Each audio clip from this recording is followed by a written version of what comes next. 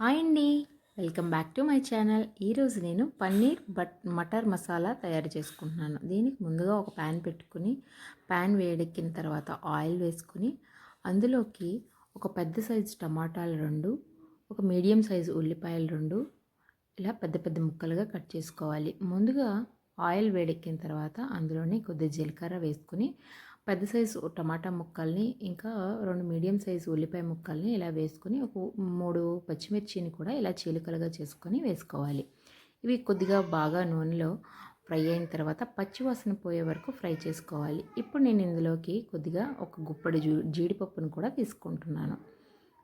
ఇలా జీడిపప్పు ఇవన్నీ వేసుకొని పేస్ట్ చేసుకోవడం వలన కూరకి చాలా మంచి టేస్ట్ వస్తుంది. చాలా బాగుంటుంది కూడా. గ్రేవీ చాలా థిక్గా వస్తుంది అండ్ గ్రేవీ కూడా చాలా యమ్మీగా ఉంటుంది. ఇప్పుడు వీటన్నిటిని నేను ఇంకోసారి బాగా కలిపేసుకొని పక్కన తీసుకున్నాను. ఇది బాగా చల్లారిన తర్వాత ఒక మిక్సీ జార్లోకి తీసుకొని దీన్ని ఒక థిక్ పేస్ట్ని చేసుకుంటున్నాను వితౌట్ వాటర్తో. ముందుగా సేమ్ మళ్ళీ అదే ప్యాన్ పెట్టుకొని అందులోకి మళ్ళీ ఆయిల్ వేసుకోవాలి. మన కూరకి సరిపడా ఆయిల్ని ఇందులో వేసుకొని ఆయిల్ హీట్ అయిన తర్వాత ముందు మనం కొద్దిగా జీలకర్ర వేసాం కదా, ఇందులో కూడా జస్ట్ కొంచెం ఒక పించ్ జీలకర్రని కూడా వేసుకోవాలి. నేను ఇందులో వేసుకుంటున్నాను. ఇది గ్రేవీకి చాలా మంచి ఫ్లేవర్ని ఇస్తుంది. సో మనం ఇందులో ఒక పించ్ జీలకర్ర వేసుకొని ఒక చిన్న చెక్క, ఒక 2 లవంగాలు, ఒక మసాలా ఆకుని వేసుకొని ఇలా ఫ్రై చేసుకోవాలి. పచ్చివాసన పోయేలాగా నూనెలో బాగా ఫ్రై చేసుకుంటూ ఉండాలి దీన్ని. ఇప్పుడు ఇందులోకి నేను ఒక టేబుల్ స్పూను అల్లం వెల్లుల్లి పేస్ట్ని కూడా వేసుకుంటున్నాను. చూడండి, అల్లం వెల్లుల్లి పేస్ట్ ఇలా వేసుకున్న తర్వాత నూనెలో కొద్దిగా బాగా ఫ్రై అయిపోవాలి. దాని పచ్చివాసన పోయిన తర్వాత ముందుగా మనం ప్రిపేర్ చేసి పెట్టుకున్నటువంటి పేస్ట్ని కూడా నేను ఇందులో యాడ్ చేసుకుంటున్నాను. పేస్ట్ బాగా ఫ్రై అయ్యి పేస్ట్లోంచి ఆయిల్ బయటకు తేలేంత వరకు మనం దీన్ని కలుపుతూ పేస్ట్ని దగ్గరగా చేసుకోవాలి. ఇప్పుడు ఇందులోకి నేను కూరకి సరిపడా పసుపు, కారం ఇంకా మసాలా పొడిని కూడా వేసేస్తున్నాను. ఇలా వేసుకున్న తర్వాత ఇంకోసారి కలిపి వీటన్నిటిని మసాలాస్న్నిటిని బాగా ఫ్రై అవ్వనివ్వాలి. ఇలా ఫ్రై అయిన తర్వాత నేను ఇందులోకి ధనియాల పొడిని కూడా వేసుకుంటున్నాను. ఇందులోకి నేను ధనియాల పొడిని వేసుకున్నాను.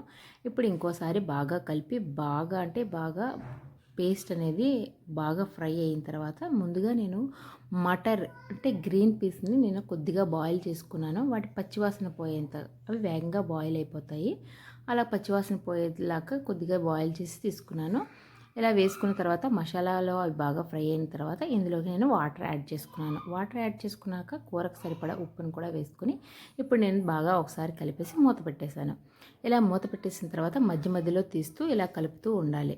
ఇలా కలుపుకున్న తర్వాత గ్రేవీ అనేది చాలా చిక్కపడుతున్న టైంలో మనం ఒకసారి తీసుకుని కలుపుతూ ఉండాలి. ఎందుకంటే అడుగంటిపోతుంది కాబట్టి. ఇది ఇప్పుడు కొద్దిగా గ్రేవీ దగ్గర పడుతున్న క్రమంలో ముందుగా మనం తీసుకున్న పన్నీర్ ముక్కల్ని ఇందులో నేను యాడ్ చేసేసాను. పన్నీర్ ముక్కలు వేసాక గ్రేవీ అనేది వేగంగా థిక్ అయిపోతుంది. పన్నీర్ వాటర్ని అంతా అబ్జర్వ్ చేసుకొని థిక్ అవుతుంది. ఇప్పుడు ఇందులోనే నేను కొద్దిగా కసూరి మేతిని కూడా యాడ్ చేసుకున్నాను. కసూరి మేతి అనేది కూరకు ఒక మంచి ఫ్లేవర్ని ఇచ్చి ఒక మంచి టేస్ట్ని కూడా ఇస్తుంది. ఇందులోనే 2 చీల్చిన పచ్చిమిర్చి అంటే ఒక పెద్ద టేబుల్ స్పూన్ ఘీని కూడా నేను యాడ్ చేసుకున్నాను. ఘీ యాడ్ చేసుకోవడం వలన ఒక మంచి ఫ్లేవర్తో పాటు టేస్ట్ కూడా వస్తుంది. చాలా బాగుంటుంది తినడానికి. ఈ కర్రీ రోటీలోకి, చపాతీలోకి, రైస్లోకి కూడా చాలా బాగుంటుంది. ఏదైనా ఫ్లేవర్డ్ రైస్లోకి కూడా చాలా బాగుంటుంది ఈ కర్రీ. అంతేనండి, అయిపోయింది. దీన్ని మనం కొత్తిమీరతో గార్నిష్ చేసుకొని సర్వ్ చేసుకుంటే చాలు. చూసారు కదా ఎంత టేస్టీ యమ్మీగా కనిపిస్తుందో. చాలా టేస్టీగా కూడా వచ్చింది.